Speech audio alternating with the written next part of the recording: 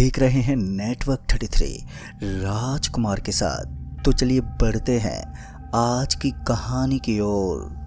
दोस्तों, आप सभी ने अपने जीवन में कभी ना कभी तो कहीं ना कहीं पर ट्रेन से सफ़र ज़रूर किया होगा और आप ये भी अच्छे से समझते होंगे कि ट्रेन के ड्राइवर को लोको पायलट कहा जाता है। हमारी आज की कहानी भी एक लोको पायलट की आप बीती पर आधारित है। ऐसा क्या हुआ था उनके साथ जिससे उभरने में उन्हें सालों साल लग गए। आइए सुनते हैं लोको पायलट वसीम जी की कहानी, वो भी उन्हीं की जुबानी। दोस्तों, मेरा नाम वसीम अहमद है।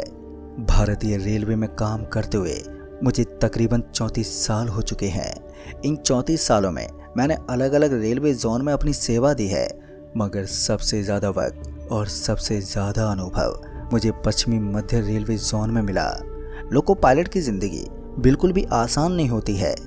जहां सवारी के लिए गर्मियों के मौसम में एयर कंडीशनर और सर्दियों के लिए हीटर होता है, इसके विपरीत एक लोको पायलट का कार्यस्थल यानी कि ट्रेन का इंजन किसी जनरल डिब्बे से भी ज़्यादा बुरा होता है।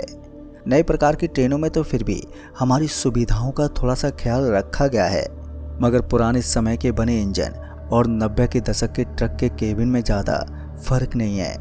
गर्मियों में भट्टी की तरह तपते और सर्दी में बर्फ की गुफा बने इन इंजनों में रहने का दुख एक लोको पायलट ही समझ सकता है।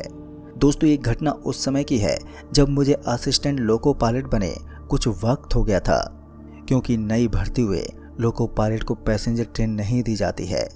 अतः मुझे भी मालगाड़ी से ही शुरुआत करनी थी। साल अब ठीक से तो याद नहीं, पर दिमाग पर अगर थोड़ा जोर डालूं तो कुछ धुंधली सी तारीख जहन में आती है, जो कि 1993 के मध्य की रही होगी। मैं रोजाना की भांति अपनी सीनियर के साथ एलोकेटेड स्टेशन पर जा पहुंचा। थोड़ी देर में मालगाड़ी भी आ गई। उसके ड्राइवर से ड्यूटी हैंडओवर लेकर मैंने एक बार अच्छे से पूरी ट्रेन का मुआयना किया।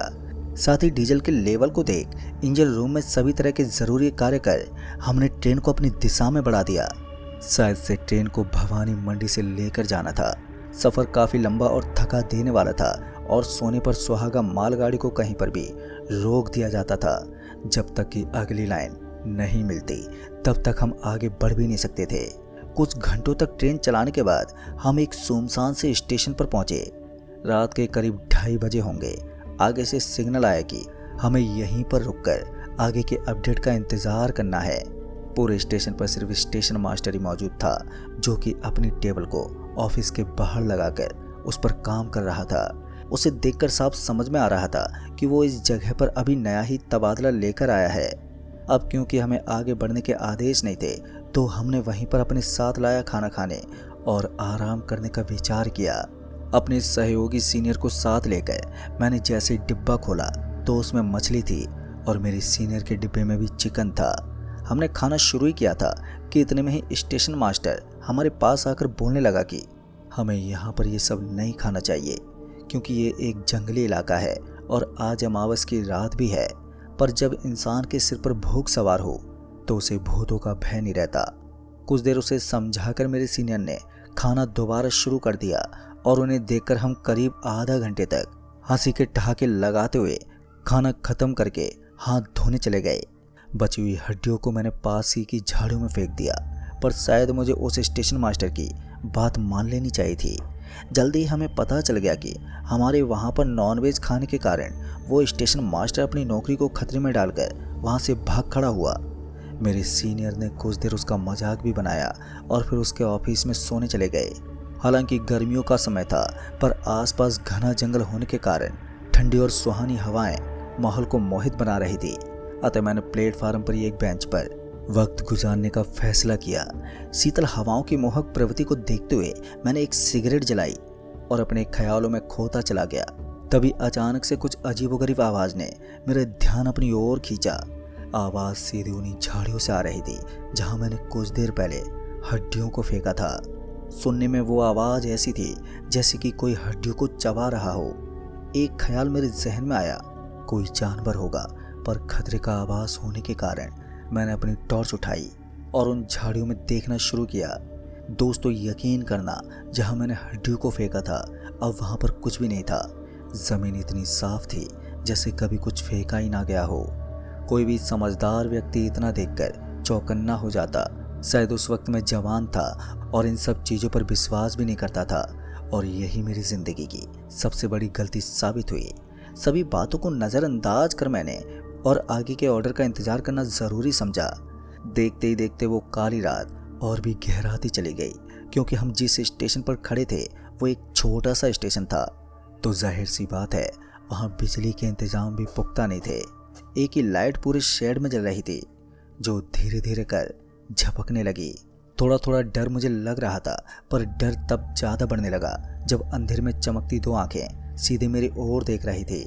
खतरे का आभास होते ही मैंने अपने सीनियर को जगाया, पर वो इतनी गहरी नींद में चले गए थे कि उठने का नाम ही नहीं ले रहे थे।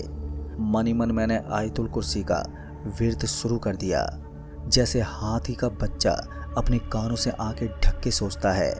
खतरा टल गया और उसी तरह मैंने भी अपनी आंखें बंद कर ली, पर कुछ ही देर में एक सड़ते हुए मांस की बदबू मेरे चारों तरफ फैल गई। हल्के से एक आंख खोलकर मैंने मुआयना करना चाहा, तो मैंने देखा कि एक अजीब सी औरत फटे हुए कपड़े पहने अर्धनग्न अवस्था में पटरी पर अपने चारों हाथ पैर पर चल रही थी। ये देखा ही था कि मैंने स्टेशन मास्टर के केबिन में घुसकर दरवाज़ा अंदर से बंद कर लिया। टेबल के नीचे घुसकर अपने सिर को घुटने में छिपाकर मैंने खुद को सुरक्षित करने की नाकाम कोशिश की। धीरे धीरे मैंने महसूस किया कि वो सड़ने की बदबू अब केबिन में भी फैलने लगी है। दोस्तों, ये आभास होते ही बाहर से जोर जोर से दरवाज़ा पीटने की आवाज़ मेरे कानों में पड़ी, जिसने मेरे डर को और भी बढ़ा दिया।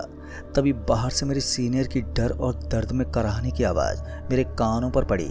देर ना करते हुए मैंने चारों ओर नज़र घुमाई तो पता चला कि केबिन में मेरे अलावा और कोई था ही नहीं।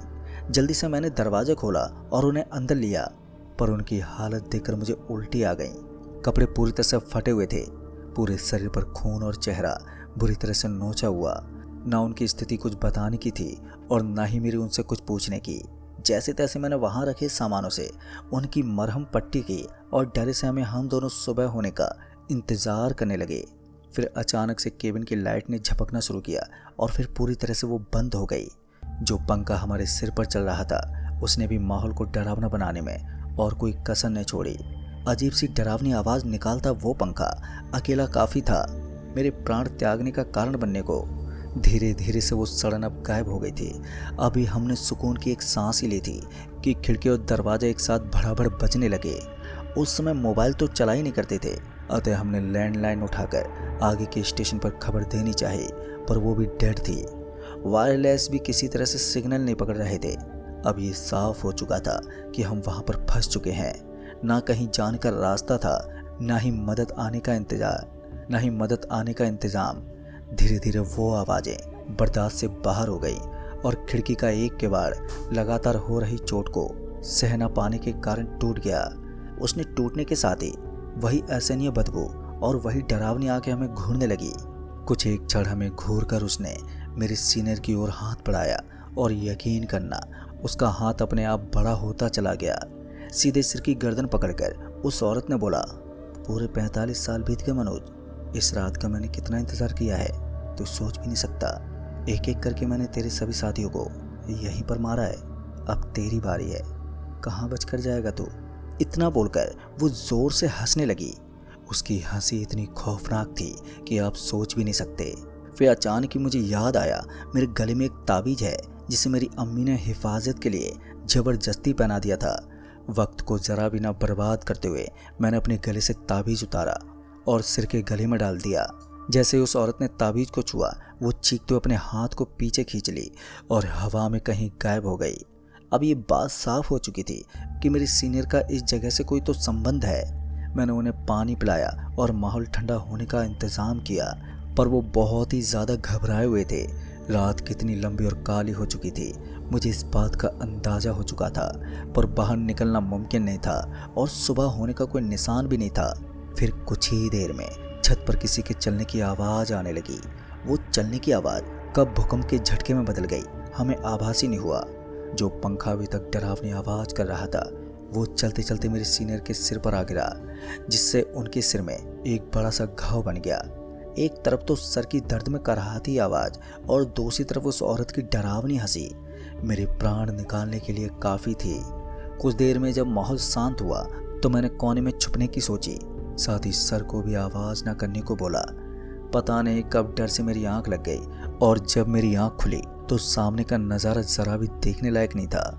दरवाज़ा टूटा हुआ था, सर गायब थे और मेरे सामने 3 लाशें जो सड़ने की कगार पर थी फांसी के फंदे पर लटक रही थी। चीखते मैं बाहर भाग खड़ा हुआ, पर बाहर कदम रखते ही मेरे पैर थम से गए। उस औरत ने सर को गले से पकड़कर हवा में उठा रखा था। उनके सर से टपकता बूंद बूंद खून वो अपनी लंबी लंबी जीवा से चाट रही थी। एक बार उसने मेरी ओर देखकर मुस्कुराया और अगले ही पल मेरे सीनियर लोको पायलट की गर्दन को धड़ से अलग कर दिया। बस इतना ही देखना था कि मैं अपने होश गवा बैठा। फिर आगे क्या हुआ मुझे नहीं मालूम, पर दोस्तों जब मेरी आंख खुली तो अब सुबह हो चुकी थी। मुझे दरवाजे से निकालकर बेंच पर लेटा रखा था। कुछ पुलिस के हवलदार मुझे घेरे खड़े थे और कुछ सर की 2 हिस्से में बटी लाश के साथ फांसी पर टंगी उन 3 लाशों का मुआयना कर रहे थे। घबराकर मैं जैसे उठा तो मेरे हाथ अपने आप मेरी छाती पर जा पड़ा, पर वहां पर मेरा ताबीज लटक रहा था। होश आते ही 2 कांस्टेबल मुझे अस्पताल लेकर चले गए। रास्ते में मैंने डरते हुए एक कांस्टेबल से पूछा क्यों उन्हें यहाँ पर आने की सूचना कहाँ से मिली, क्योंकि इतनी बड़ी जगह है ही नहीं कि इतने पुलिसकर्मी आसपास के गांव में मौजूद हों तो सामने से जवाब आएगी। कि जब हम वायरलेस का जवाब नहीं दे रहे थे तो स्टेशन मास्टर को फ़ोन किया गया, पर उसकी तरफ से भी किसी तरह का जवाब न मिलने के बाद रेलवे अधिकारियों ने पीछे से आती एक ट्रेन के लोको पायलट से संपर्क साधा और उसे इस स्टेशन पर जांच करने के आदेश दिए। जब वो यहाँ आया तो नज़ारा देखकर वो भी भयभीत हो उठा और उसी ने रेलवे में जानकारी देकर इतने आरपीएफ के पुलिसकर्मी यहाँ भेजने को बोला। हालांकि सदमे के कारण मुझे शदीद बुखार हो गया था, अतः डॉक्टर ने उन्हें मुझसे सवाल जवाब करने से साफ मना कर दिया और मेरे छोटे मोटे जख्मों का इलाज चालू कर दिया। उसी रात जब मैं पेशाब करने गया तो मुझे अपनी पैंट की जेब में एक चिट्ठी मिली जो मेरे सर की चिट्ठी थी। मैंने फौरन ही उसे खोला और पढ़ने लगा। दर्द में लिखे जाने की वजह से उनके शब्द समझना थोड़ा मुश्किल लग रहा था और काफ़ी सारी जगहों पर खून भी जमा हुआ था। जाहिर सी बात है, चोट लगने की अवस्था में लिखी हुई चिट्ठी थी तो उस पर खून मिलना बड़ी बात नहीं थी। उस पर लिखा था, वसीम तुम्हारे साथ गुजारा वक्त बहुत खूबसूरत था, पर अब मेरा वक्त आ गया है। आज से 40 साल पहले जो गुनाह मैंने अपने दोस्तों के साथ मिलकर किया था, आज उसी की सज़ा मुझे मिलकर रहेगी। ये जो औरत अभी तुमने देखी थी उसका नाम आशा था। वो पास ही के गांव की रहने वाली सरल और सुलझे हुए भाव की लड़की थी। जब मैं नया नया असिस्टेंट लोको पायलट बना था तो अक्सर इस स्टेशन पर हमारी ट्रेन रुकती थी और आशा यहाँ अपनी छोटी सी चाय की दुकान चलाती थी। बस जवानी की गलती कहो या कुछ और, एक दिन मैंने 3 लोगों के साथ मिलकर आशा के साथ गलत कर दिया। ये स्टेशन हमेशा से खाली रहता था तो हमें पकड़े जाने का भी कोई डर नहीं था।